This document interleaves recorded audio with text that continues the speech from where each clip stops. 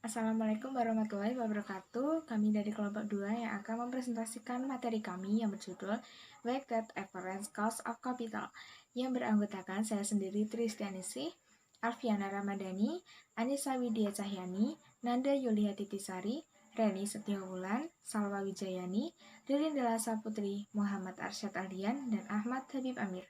Materi pertama yang akan saya sampaikan yaitu pengertian dari Cost of Capital.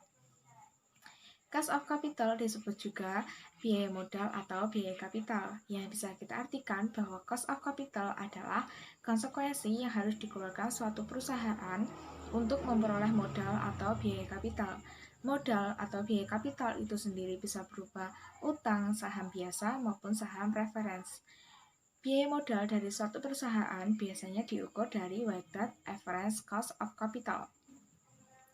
Weighted average cost of capital merupakan rata-rata tertimbang dari tingkat pengembalian yang diharapkan atau yang biasa kita sebut dengan required rate of return dari sekuritas atau obligasi saham yang digunakan untuk membiayai suatu perusahaan tersebut.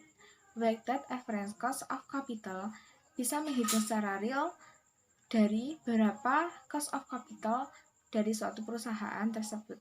Materi selanjutnya akan disampaikan oleh Anissa Widya Cahyani.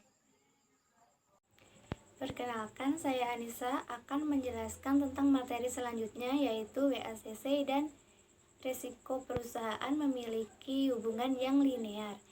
Artinya kita bisa melihat resiko perusahaan dilihat dari modal yang dimiliki oleh perusahaan tersebut. Misalnya jika perusahaan tersebut memiliki modal yang tinggi, itu diartikan juga bahwa perusahaan tersebut memiliki resiko yang tinggi pula.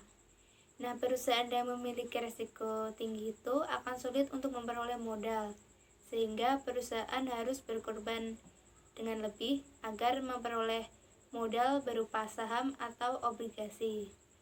Oleh karenanya, biaya modalnya juga ikut naik. Perkenalkan, saya Salwa Wijayani. Pentingnya menghitung cost of capital atau WACC. Yang pertama digunakan untuk penilaian bisnis. Maksudnya digunakan untuk menilai berapakah nilai dari suatu bisnis itu. Yang kedua digunakan untuk menghitung discount rate dalam menilai atau menganalisis kelayakan bisnis. Misalnya untuk menghitung NPV. Maka perusahaan akan mengevaluasi terlebih dahulu apakah investasi tersebut layak atau tidak. Yang ketiga digunakan untuk mengevaluasi kinerja perusahaan. Perkenalkan, nama saya Muhammad Arsyad Aldian, NIM 195231255. Saya akan menjelaskan cara menghitung WACC. WACC adalah hasil dari perhitungan menggunakan rumus berikut. Biaya modal utang setelah pajak dikali proporsi modal dari hutang ditambah biaya modal saham biasa dikali proporsi modal dari saham biasa. Perkenalkan, saya Reni Setiawulan yang akan mempresentasikan materi tentang langkah-langkah dalam menghitung biaya modal. Langkah yang pertama yaitu mengidentifikasi struktur modal, yang di dalamnya terdapat 1. Menghitung proporsi hutang, saham biasa, dan saham preferen di neraca perusahaan. 2. Tidak mencantumkan angka payable atau accrued expense. 3. Idealnya proporsi dihitung berdasarkan harga nilai pasar dari masing-masing setiap item, yakni utang, saham biasa, dan saham preferen. Nah, berikut ini akan kami lampirkan contoh dari menghitung proporsi di setiap item.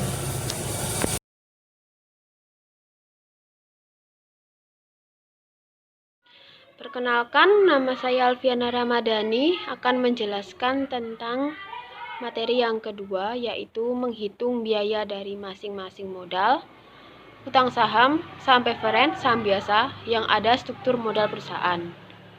Itu biasanya biaya modal mencerminkan required rate of return dari masing-masing item. Itu untuk yang kedua. Yang ketiga, menghitung rata-rata tertimbang dari biaya modal atau WACC, yaitu perusahaan dalam membiayai proyek investasinya biasanya hanya menggunakan modal sendiri, sehingga cost of the capital yang digunakan sebagai cut-off rate sebagai biaya modal sendiri yang bersangkutan. Tetapi, seringkali proyek investasi tidak hanya menggunakan satu sumber dana, tetapi menggunakan berbagai sumber dana sekaligus. Misal, selain menggunakan saham biasa, juga menggunakan saham preferen dan hutang. Apabila perusahaan menggunakan kombinasi beberapa jenis sumber dana, maka cost of the capital yang perlu bersangkutan adalah keseluruhan biaya modal atau disebut sebagai weighted average cost of the capital atau biaya modal rata-rata tertimbang. Perkenalkan, nama saya Ahmad Habib Amir dengan NIM 195321265. Di sini saya akan menjelaskan lebih lanjut dari teman-teman saya mengenai cara menghitung weighted average of cost of capital atau disingkat dengan WACC. Yaitu cara menghitungnya dengan rumus WACC atau KA sama dengan WD dikalikan KD dikalikan 1T plus WP dikalikan KP plus WS dikalikan KS atau KE.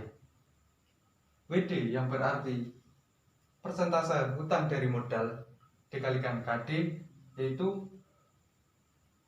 biaya hutang dikalikan 1 min T, T yang artinya pajak dalam persentase, plus WP persentase saham preference dari modal dikalikan KP, yaitu biaya saham preference, plus WS yaitu persentase saham biasa atau laba ditahan dari modal dikalikan KS atau KE. KS yaitu biaya saham biasa baru, sedangkan KE yaitu biaya saham biasa baru.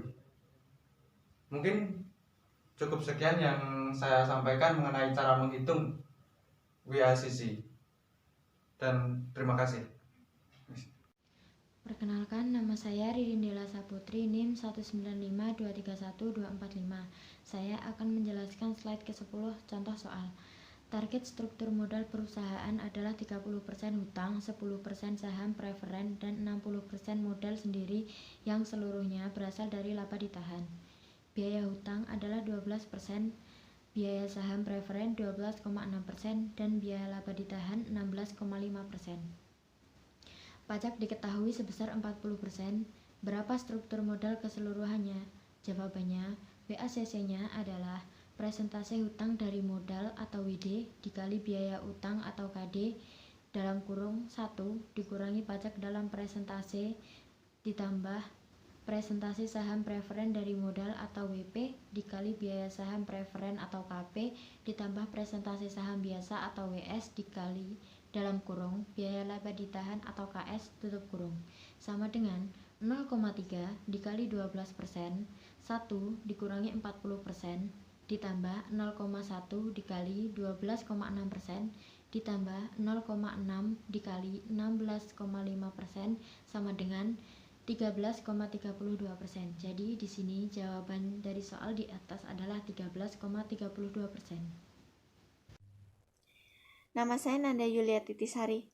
Faktor-faktor yang mempengaruhi biaya modal rata-rata tertimbang. Yang pertama, tingkat bunga. Jika tingkat bunga dalam perekonomian akan meningkat, maka biaya utang akan naik karena perusahaan harus membayar pemegang obligasi lebih tinggi ketika melakukan pinjaman. Dalam pembahasan tentang CAPM, bahwa tingkat bunga yang lebih tinggi akan meningkatkan biaya ekuitas biasa dan preferen. Selama beberapa tahun ini, akibatnya tingkat bunga mengalami tren yang menurun.